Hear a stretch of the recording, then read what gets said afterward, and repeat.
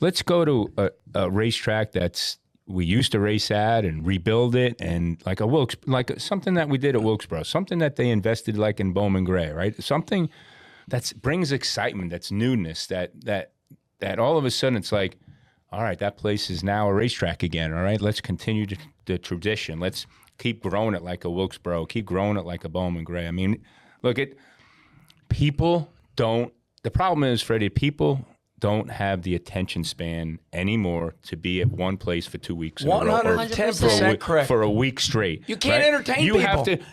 You have to like, boom, oh, there's something new, something different, right? And maybe that's what they didn't try to do that at Dover because they just wanted to give Dover a race. We understand that, but we need to invest back into our sport to revive places, to revive stories, to create new fans, right? We just the attention span's not there anymore.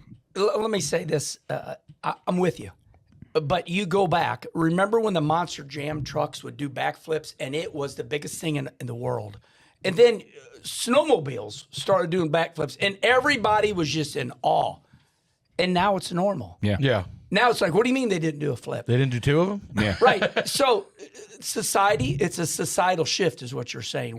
We can't entertain people anymore because now flipping a Monster Jam truck is just normal. Flipping a snowmobile is normal. And everything is so normalized now. We need something that will just make us go, wow. Yeah.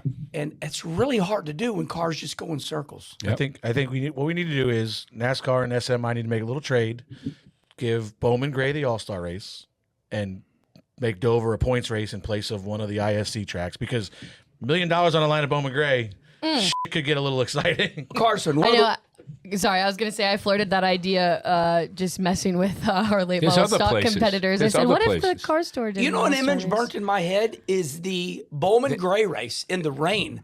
You're turning on it, and everybody's running the high side. There's Nashville. There's Greenville Pickens. The problem with that is we wouldn't put on a good race there. The short track package with this car is not good enough. We can't go to a short track. That's why we're getting away from Wilkesboro, because the race wasn't good there. You know, we're giving it a points race because it's going to make the race better.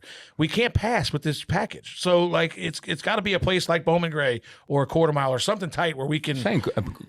Greenville Pickens is only a half mile, right? Yeah, I mean, well, so is Wilkesboro. Yeah. Well, Greenville at least is wore out. Greenville at least was wore out, so right. maybe it makes it a little better. Yeah. That'd be great to go back there. I'm just saying. I mean, just creating, It has to be something really small or a worn out racetrack. Yeah. I feel like this won't get flagged. I feel like this. I had Steve O'Donnell on Kenny Conversation. And I said, I once went to Marcus Smith and I said, why did you build all those big tracks?